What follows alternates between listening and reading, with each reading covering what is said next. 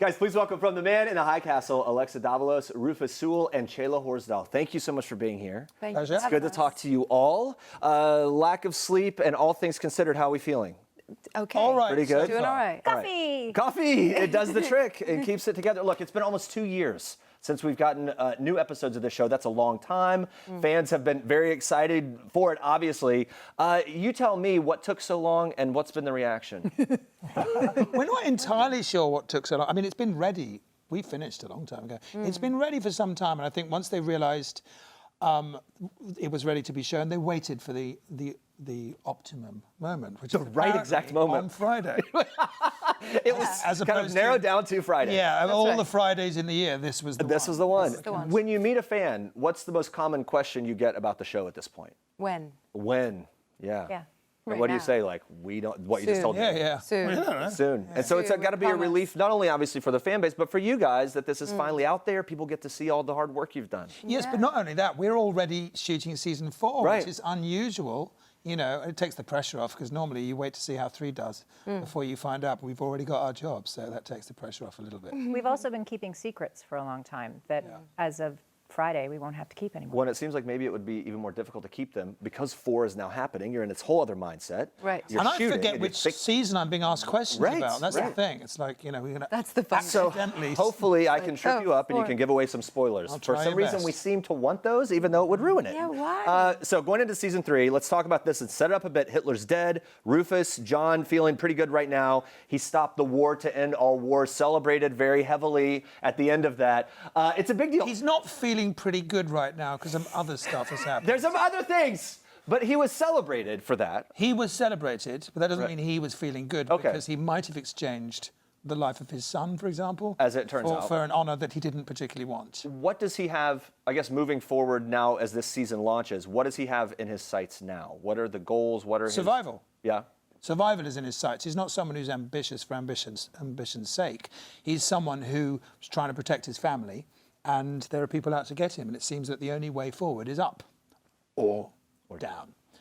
So in season 3, as their personal life starts to kind of disintegrate, or at least there's frictions between them, things are going wrong, they are conversely celebrated, and their position within the Reich goes up. So they get more powerful, more celebrated, more, you know, they become like heroes in the Reich.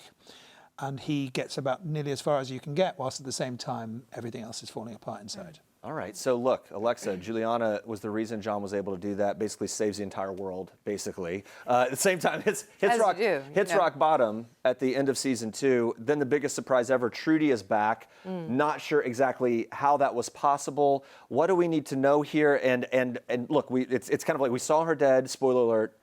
What do we need to know as far as when that will be explained?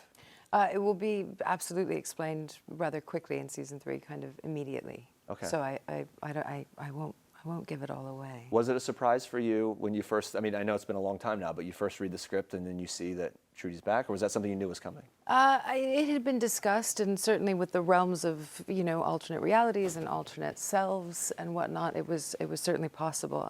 But it was a key moment for Juliana, I think, because Abinson kind of placed this very tangible, you know, visceral proof that these other worlds exist. I think it would have been too abstract for her otherwise, well, for anyone really. But yeah, so it's sort of a... One word to describe sort of Juliana in season 3 and what her goals are, what she's now moving forward. One word. Yeah, if we could narrow it down. Tenacious. Ooh, tenacious. I like that. Okay. The show deals, it's got this global scale. There's okay, we got it. Good work, lady. It deals on this global scale. There's also a lot of minutia in the lives of the people, the heartbreak that goes on. Let's talk about Thomas. Voluntarily turned himself over because of the condition. Helen is devastated by this. Look, she's got to keep up the appearances, right? The perfect family, the perfect Nazi family, and all that. But talk to me about her inner turmoil as we go into this season and what she's dealing with. Well, as we've talked about before, the reason that Thomas turned himself in is because John and Helen did such a good job of raising him under this belief system. So the responsibility of that bearing down on her shoulders and his shoulders, independent of each other, and then trying to figure out how to navigate life together with this loss. As we've seen in earlier seasons, Helen has some addiction issues with pills and possibly alcohol. So, how does someone utilize that to deal with the pain and numbing out? And we definitely go down that path a bit more, and her falling apart. John seems to, on the surface, be able to hold it together a little bit more effectively than Helen does. That, for me, was one of the difficulties, is that for John is one of the difficulties is that she falls apart quickest, which puts him in the position of being her protector. So his own chances to deal with his equal amount of pain and horror are less obvious. So he has to put these feelings inside and become the caretaker, which for him causes a lot of damage too, because it hits them both equally hard, except he has to hold the family together. And there are still 2 daughters that they have to take care of under all of this stress and grief and pressure and under being in the public eye. It's devastating. And he has to watch. commit ever stronger to the system that's claiming his children, because their only hope of survival is to commit to it ever further, never stronger. There's no pulling out. So the more resentment and anger and betrayal, the more feelings he may have that he's made some kind of terrible mistake, if he has these feelings, has to be subjugated, because his only chance at protecting what's left of his family is to commit further. And to feel justified about what this terrible thing has happened, right? In some ways, feeling He's like got it to had try. to be worth it, He's got right? to try at least. From a father's perspective, I'm a dad, think about the kids, and from father, actor, all of that, does it help you sort of take on the feeling of the seriousness and the gravity of some of these things because you're a father, just in terms of your method as an actor? It's my only way into it. Yeah. It is only personal. It is only personal. I mean, people, for whatever personal reasons they might not even identify, that's what runs people. You know, that's what people operate based on. And yes, I mean, there's certain ways in which it's too painful to think about. It's taken care of. You know, being a father, right. These things you're just hot wired. You know, I can't watch the news in the same way anymore. Because Right. Everything's father, affected, right. Everything just affects me. It's the same way reading a script, that I just automatically have a very, very strong feeling about what would operate upon him. Yeah. You know. Chelah and Alexa, there's this, obviously these women have, in their own ways, they are strong characters. They have their moments of dealing with things and having to carry the burden of life in their various circumstances. Talk to me about how you feel like those characters are relevant now and how they fit into the overall narrative of what's even happening in culture, right? The idea of strong women, the idea of women being victimized, different things like that. You know, I think it's interesting. There's been this wave of this notion of strong women, and I think women have always been strong. And I think that women, really are. I mean, there's no words for how strong, and ultimately, in so many ways. And strength comes from so many places. I think for Juliana, it comes from pain. It comes from loss, and it comes from a vision forward and seeing through what is to what could be. And I think, strength is multifaceted, and I don't think it's new, No, and if you look at the female characters in this show, since the beginning, despite their circumstance, all of them are survivors. All of them are strong, to use the word, and have agency. So we haven't really had to change our narrative too much in order to adapt to certainly what's happening in the zeitgeist. And even though they're living under a more oppressive time, none of them are really particularly oppressed. Like even Juliana, when she's in the Pacific States, is still somewhat actualized in that world. So I mean, it's funny, isn't it, that when we read episode 1 and episode 2, it's almost though it was set up to be this old-fashioned 1950s, almost Victorian version of Father Knows Best. But we, as actors, instinctively know that even when that's the way they've represented an era, that's bullshit. That's not the way it actually is. In reality, power finds its natural out in couples. And there's a great equality, and always has been, in the way that we play it. And I think from the day we met. From the day we met, it was instantly there. And that has begun to cross-pollinate back into the script, and that's what you have. That's really interesting. Yeah, and to think about sort of like there's the framework and the archetypal narratives of the way things were, and then there's the reality of people emerging and being who they are in those contexts. The show, based on this book, very relevant in the 60s. Obviously, a lot of, you look at this as a cautionary tale in some ways about the humanizing of these people, the Nazis, and that normal people ended up doing atrocious things. You then fast forward to now and the things over the past year or two that have happened in our country, around the world, but you think about Charlottesville, this white nationalist thing, white supremacy, groups that are emerging, that continue to be in the news. Do these news stories and the term Nazi, it's thrown around now in our narratives and in our everyday news stories, right? Does it make you think differently about these characters, about this story, and maybe the angles of it and how relevant it is now? No, it just confirms why it hit me the way it did, because the way I reacted to it when I read the script is it resonated with me about how people.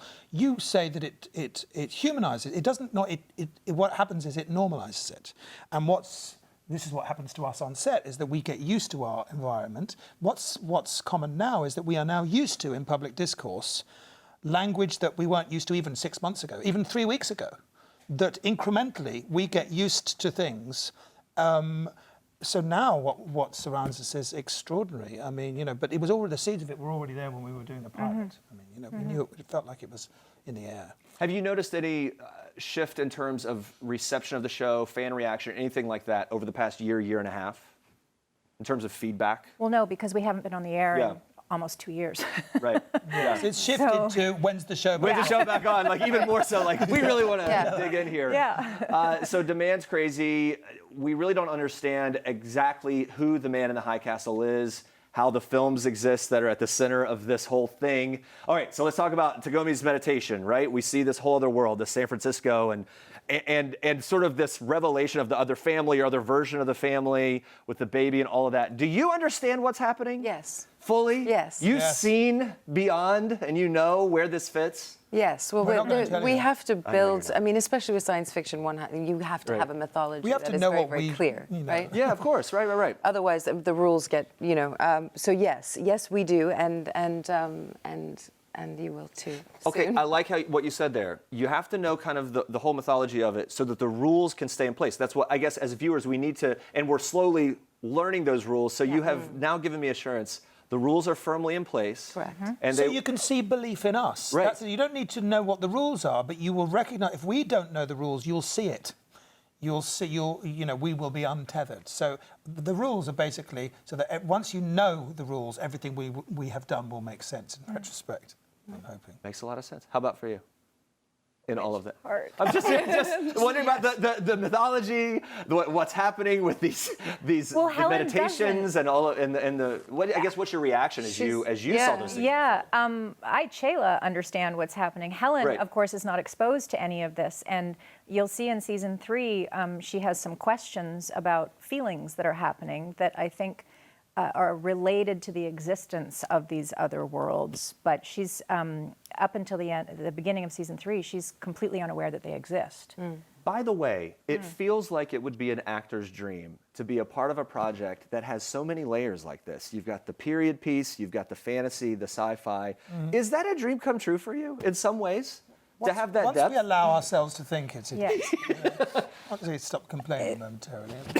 You always find the baseline and complain a lot, and then once new baseline. Once the whinges of the day are done, I think, actually, I'm quite. Well, the potential to play multiple versions of the same person. Right. How often does that happen? Yeah, I mean, same performance, obviously, but lots of different. Different clothes. Yeah. Yeah. No, that's an interesting thing, certainly, because we're the same, but not the same. Yeah. It's very exciting, actually. That part, I've been really looking forward to eventually, possibly playing an alternate version of myself. But, I'm still canvassing for it. I'm going to wear a mustache if I have a different character, just so you can tell me apart. Okay, good. So we know which world we're in. Yeah, well, Thank you for making it very clear to us. Where are we? Let me end with this. Rufus Vulture once wrote this about you, quote, Rufus Sewell, an actor who can be menacing with just a glare.